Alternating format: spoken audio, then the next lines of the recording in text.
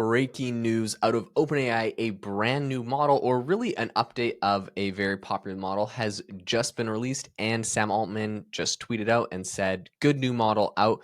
And he's referencing an update that OpenAI just tweeted out where they said GPT-4o got an update. Have a little party emoji. They said the model's creative writing ability has leveled up, more natural, engaging, and tailored writing to improve relevance and readability. It's also better at working with uploaded files, providing deeper insights and more thorough responses. Okay, I'm going to unpack everything going on here because this is absolutely fascinating. And there's a lot of interesting things people have criticized, but also people are sort of applauding with this. Before I do that, I will say if you haven't already joined the AI Box waitlist over on aibox.ai for my AI tool that is coming out shortly, I would love for you to join. And if you want to get daily AI news straight into your inbox with just pure signal, check out the bottom of aibox.ai. There's a little newsletter thing you can fill out. You can get on the wait list, get the newsletter, and we'll be sharing every single day my top 3 AI stories. I try to make this short, concise, useful. So check it out. I hope this is really valuable to you. The link is in the description. All right. So over with everything happening over on OpenAI, what I think is really fascinating here is they haven't really announced if, per se, they went and did like a retrain of this model, and people are betting that they haven't. This is just some essentially almost like software updates or tweaks they were able to do to make this a little bit better, maybe even better prompting, as we feel like is happening with O1 preview. So this is really interesting. Regardless, a lot of the comments on this update are people, being disappointed this isn't GPT-5. There's someone that said, can we get pinned chats folders in the chat history sidebar? Thanks.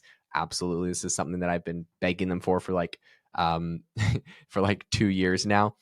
So I think this is really interesting. Someone said, LOL, everyone is waiting for O1, OpenAI, another update for 4.0.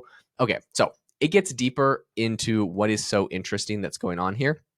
So there was lmarena.ai that just tweeted. So by the way, this is formerly lmsys.org, which is kind of like this benchmark platform that everybody uses. It's now called Chatbot Arena.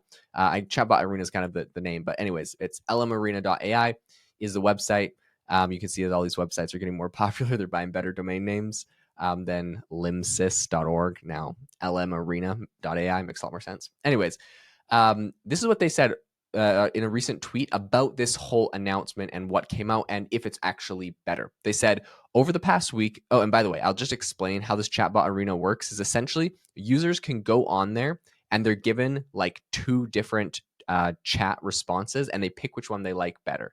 And so it's the Chatbot Arena. It's anonymous. You don't know which chatbot is giving you the response. There's hundreds of chatbots on there. You go talk with it and just pick which responses you like better. It pits the best AI models against each other, and whoever gets the highest score by the end essentially rises in the rankings. I love this because it's not just like voting on, I like OpenAI better than I like Google. It's anonymous, so it's essentially just kind of like a blind test on what one has the best responses. Okay, so this is what they said. They said, over the last week, the latest OpenAI ChatGPT 4.0 2024 1120 competed anonymously as, quote, anonymous chatbot. So they just called it anonymous chatbot. It gathered 8,000 plus community votes. The result, OpenAI has now reclaimed the #1 spot, surpassing Gemini EXP 1114 with an impressive 1,361 score. Okay, what this means is just a week ago, Gemini came out with a model that shot to the top of the rankings on the Chatbot Arena. And essentially everyone was like, oh my gosh, OpenAI, Anthropic, all these other companies are toast. Google's coming and smoking them with Gemini. And I mean, to be fair, like it did for a week. But it's funny because you could probably assume the first day that Gemini hit that top chart, OpenAI put in this new model. Sometimes I wonder if OpenAI is just sitting on the sidelines with models ready to go in case something big happens. They're like, all right, just push this. Or maybe it's not even the best thing they got, but they're like, oh, this is significantly better. It's just like they don't want to get bumped down from the #1 spot on this, right? They never want to be seen as number 2. They always want to be #1. So they were #2 for about a whole week while this new chatbot was competing anonymously. This is what LM Arena tweeted about it. They said,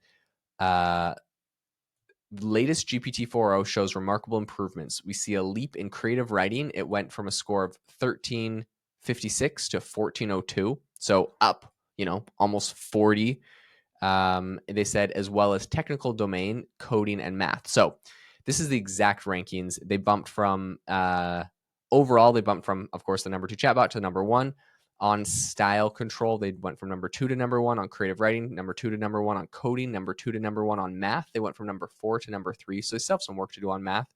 On hard problems, which a lot of people call logic and reasoning, I believe, they went from number 2 to number 1. So then they said, huge congrats to OpenAI, more analysis below. So this is fascinating because I love when we have these models come out and beyond just like looking at Reddit or something where people are complaining about which one's better or worse for different use cases. The chatbot arena is a pretty, in my opinion, it's a pretty good take on this. Now, this isn't without criticism. Some people are saying OpenAI is playing chatbot arena and they're not making their models better. They're just figuring out how to game the system a little bit, right? Okay, so I want to break you down into this analogy. But first things first, I mean, I do want to give a kudo to OpenAI for continuing to push. Some people have complained that, yeah, they're focusing on GPT-4o when O1 preview is still this beta thing and everyone wants it to actually be live and available. So LM Arena posted essentially a bunch of screenshots of how much better the GPT-4o 1120 is. And it's pretty impressive when you are comparing this thing to other AI models. For example, it's the only model that has cracked above 1400, and you can see like on the very far end, below 1300, you have models like the Llama 3.1 405B, which is essentially Meta's very, very best model. So Meta's very, very best model, Llama 3.1 405B, 405 billion parameters. That is somewhere around, 1250, 1260. And we're already having this one up in the 1400, past 1400. Really, really impressive. Now, are they just gaming, the benchmark? What's going on here? Side note, funny, they had a typo when they first released this, where they said it was called 1111, but it's 2011, whatever. They fixed it. So in any case, some people are looking at all of these benchmarks. They're saying they're shocked that Claude 3.6 Sonnet is number 8 in the arena. So sometimes it's shocking, right? I know a lot of people that say they love Claude. It's got a better tone and style. They use it for everything. And so, yeah, to me, this is kind of funny. But this is, and then, in response to that, someone said, I'm starting to think that Claude bros are paid shills. They swear up and down it's the best model ever, but the benchmarks say otherwise. So, there's some fighting words in the comments here. This is what I think is interesting, though. John Howells said, it appears they released it anonymously to gather data, fine-tune, and overfit on these leaderboard evaluations. Don't trust this leaderboard too much as it's being gamed by OpenAI and others. So someone thinks it's being gamed, which I think is interesting. And that was a AI analytics consultant that said that. I don't think anyone too famous, but this is interesting. This is a big point that I've seen in a bunch of these different comments. Someone said, I'm still puzzled how O1 Mini continues to beat O1 Preview at coding. In my experience, I'll use O1 Mini at coding on the web, and when it gets stuck on something, there's usually a good chance O1 Preview can solve the issue. Okay, this is other people talking about other models because they're all in the same screenshot. So bottom line, 4.0 is getting better, but at the same time, most people are still waiting for, the O1 preview to come out. They're saying, they're complaining that maybe it's not as good, and maybe that's the reason it hasn't come out fully is because it's just not as good at everything. Because in the benchmarks, people really, really are loving the GPT 4.0, and it's ranking higher than O1 preview, which is at like spot number 3. Just under Google Gemini. So Google Gemini's newest model is beating like this O1 preview, this brand new model that's supposed to come out and crush everything. So yeah, that's pretty crazy. And somehow the O1 Mini, meaning like the smaller, condensed, faster model, is doing better or is scoring higher, unlike for coding, than O1 preview. So there's a lot of things that are a little bit perplexing here. Overall, you got to give a big kudos out to the whole team over at OpenAI.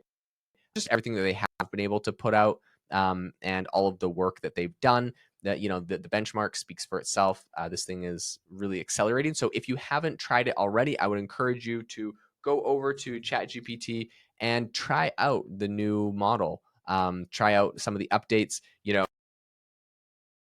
You creative, article about Egypt, which I just did to test it out, and you can see how much, I don't know, like how interesting it is. Okay, so I just said write a creative article about Egypt. I was just testing its alleged creativity. I'll give you the first blurb, and you can decide where we're at. Said, discovering the wonders of Egypt, a timeless journey through history and culture. Egypt, a land of timeless allure, stands as a bridge between ancient civilization and modern life. Renowned for its iconic landmarks, vibrant culture, and profound historical significance, Egypt continues to captivate travelers and historians alike. Okay. It sounds a little bit ChatGPT-y. It honestly sounds a little bit less strange words, but somehow timeless allure sounds kind of funny to me. I don't know. Some things just sound a little too cliche.